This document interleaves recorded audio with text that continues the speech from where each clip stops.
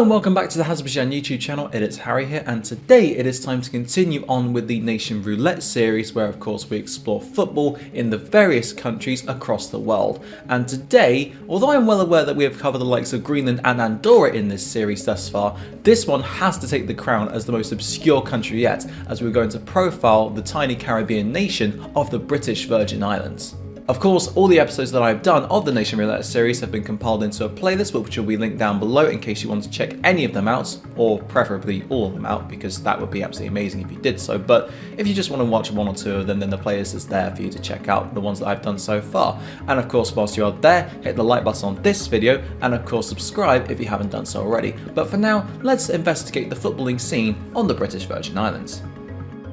The British Virgin Islands, for those who aren't aware, are a sovereign state of Britain, as the name might probably suggest, and it is located to the east of Puerto Rico in the collection of the various scattered islands that make up the Caribbean. The country was originally called the Dutch West Indies upon the Dutch taking over it in 1648, but the British seized control of its main island of Tortola in 1666, and from there they set about imposing some of the bog standard requirements for a successful colonisation process, which was mostly to do with imposing slavery on the people. They are still under British sovereign rule today, although in 1967 they were granted much greater autonomy as a result of them being able to form a constitutional government.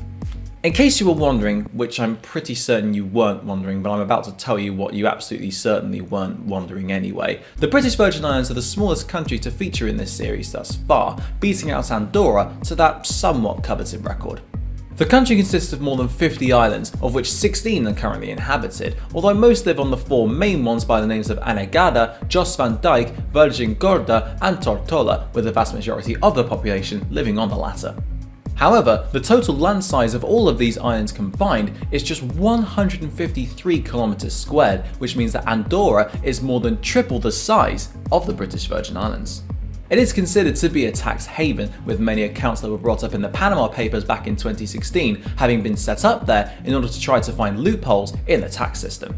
However, even though the country is a worthwhile place to look into if you want to circumvent the law, it is not at all conducive to world-class football players, and their national football team, with the greatest of respect, isn't really that good. To their credit, the British Virgin Islands FA runs a myriad of coaching programs in order to improve the quality of football within the country, with courses ranging from playing and coaching to refereeing and further education. They have a centre of excellence which is sponsored and funded by Digicel, and it may well have contributed to the upturn of fortunes within the country, where instead of constantly being the whipping boys, they can put up a fight against their opponents, and as a centre of excellence encompasses players of all ages and genders, the fruits of their labour will be seen in both the men's and the women's game in the years to come.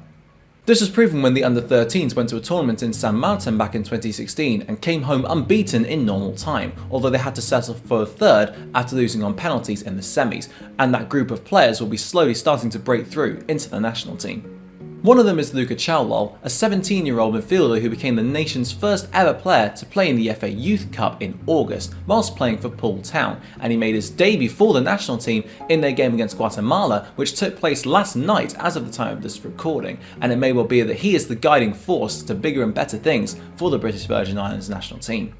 Their women's team, much like the men's, is in the developmental phase as a result of the centre of excellence giving a greater chance to female players to improve their skills and to achieve bigger and better things. Having said that, they haven't even so much as attempted to qualify for either the World Cup or the CONCACAF Women's Championship, but with a new generation of players coming through, it must only be a matter of time before that changes, although I'm sure the qualification for either tournament, sadly, is still a long way off. Despite their FA being founded in 1974, it took until 1996 for them to be affiliated into both FIFA and CONCACAF, although it is worth noting that they did attempt to qualify for the first three Gold Cups between 1991 and 1996 before they officially became a member of CONCACAF. As it happened, they didn't make it to any of them, so there weren't any organisational headaches to be induced as a result of their non-affiliated status, and perhaps unsurprisingly, in as much as I don't particularly want to reveal it right now, but it fits in with the structure and indeed the flow of this particular segment, they haven't qualified for any international tournaments, not even the Caribbean Cup, in their history. Their first attempt to qualify for the World Cup came for the 2002 version in Japan and South Korea, but they were annihilated 14-1 on aggregate by Bermuda in the first qualifying round, and they didn't fare much better in their next try either after they fell 10-0 on aggregate, also in the first round, to St. Lucia. Ever since then, they have slightly improved, and they even nearly managed to make it out of the first round of qualifying for the 2010 World Cup, but they lost to Bahamas on away goals after a 2-2 draw at home and a 1-1 draw away. And in their latest two attempts, or previous two attempts I should say, they couldn't even make the second round either.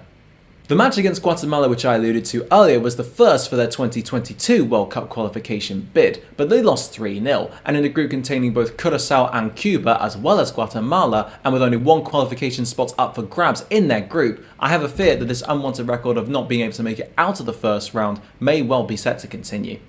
All of their efforts to get into the Gold Cup or the Caribbean Cup have, as mentioned earlier, been fruitless, and considering they had to call up a 49-year-old plumber from Ipswich as a reserve goalkeeper, whom they spotted whilst he was playing in a charity match on Richard Branson's private island of Mosquito a couple of years ago, you shouldn't really expect the next Lionel Messi to come out of the island in the future. Although if I'm proven wrong, you're more than welcome to hold me accountable to that statement.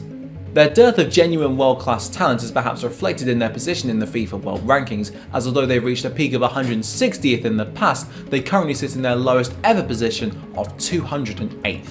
To put that into context, only 2 countries in the entire world are considered by FIFA to be worse than the British Virgin Islands, namely Anguilla and England's latest opponent San Marino, and they are ranked below the likes of Tonga, Eritrea and the US Virgin Islands. So if the US want to have some form of one-upmanship over the British, then well, there's your chance. Their biggest win actually predates their first official international match, as recognised by FIFA, as in 1990 they beat Anguilla 6-0 to affirm their superiority over one of the countries whom are actually nearest to them. But the Dominican Republic inflicted their heaviest defeat on them back in 2010, as they managed to just about squeak past them by the slight margin of 17-0. Their most capped players have won 20 caps apiece, namely their current captain Troy Caesar and Desiree Montgomery Butler, a goalkeeper who is apparently still an active footballer and cricketer even at the age of 54. Kazuyoshi Miura, eat your heart out. Their highest goal scorer is Ollie Brown with a paltry 9, although that does mean that it's likely that he has a better than a 1 goal every 2 games ratio for the national team, which is quite an impressive feat for a team who probably don't score all that many goals at the moment. Moving away from their national team to have a greater focus on their league, there wasn't even so much as a regional league within the country until 1970, 4 years before the FA was founded, when the Tortola League was established. The first ever winners of the league were a team who were ironically called the Bronze, although I'm uncertain as to whether or not they changed their name to the Gold upon that triumph, but considering they didn't win a title after that, it wouldn't have made much sense to do so. Other league winners include teams such as SKB Budweiser, International Motors, Jolly Rogers Strikers, Old Madrid and Valencia FC, the latter of whom won the last completed league season of the Tortola League in 2004. It was joined by the Virgin Gorda League in 1996, with the first winners of that particular league being yet another brilliantly named team in the form of Spice United, and unlike Tortola, Virgin Gorda kept their league up until 2008. In 2009, both of them merged to form the British Virgin Islands National League, which must be up there in terms of the countries who were latest to form a national league, although I must admit that this claim is unverified and unsubstantiated. Ever since 2009, 10 league seasons have taken place, with Islanders FC winning 8 of them, including the most recent league season in 2019-20, which, like so many leagues across the world, was delayed from being completed owing to the COVID-19 pandemic, but it finally reached its conclusion in December 2020. 2 of those campaigns, namely 2014-15 and 2015-16, were actually played with 9-a-side teams as opposed to the more traditional 11-a-side, and the latter of those campaigns was one of only 2 which Islanders FC haven't won, with Sugar Boys FC beating them in the final. The other occasion where the Islanders didn't win the National League was in 2018, as they slumped to 3rd, and yet another wonderfully named team, this time One Love United FC, swooped in to claim the crown with 40 points from a possible 45. They must either really love Nas or David Guetta, and I can't quite figure out which one it will be. Or maybe they're just an advocate of peace. I don't know. Perhaps the most bizarre season came in 2016-17, where not only did the Islanders win every single one of their league games that season, but across the 56 matches played by all of the teams, there were only 2 stalemates. And I think that is a pretty appropriate way with which to conclude this profile of football in the British Virgin Islands. As I say, that just about wraps up today's video on the footballing scene in the British Virgin Islands. If you did enjoy it, please hit the like button and of course subscribe if you haven't done so already. And as I say, if you've missed any of the episodes thus far of the Nation Roulette series, I've covered the likes of Colombia, Greenland, Montenegro, Andorra, Honduras, and about 8 or 9 other countries as well. That playlist link can be found in the description for you to check all of them out at your own pace. Thank you very much for watching, and until next time, I'll see you then.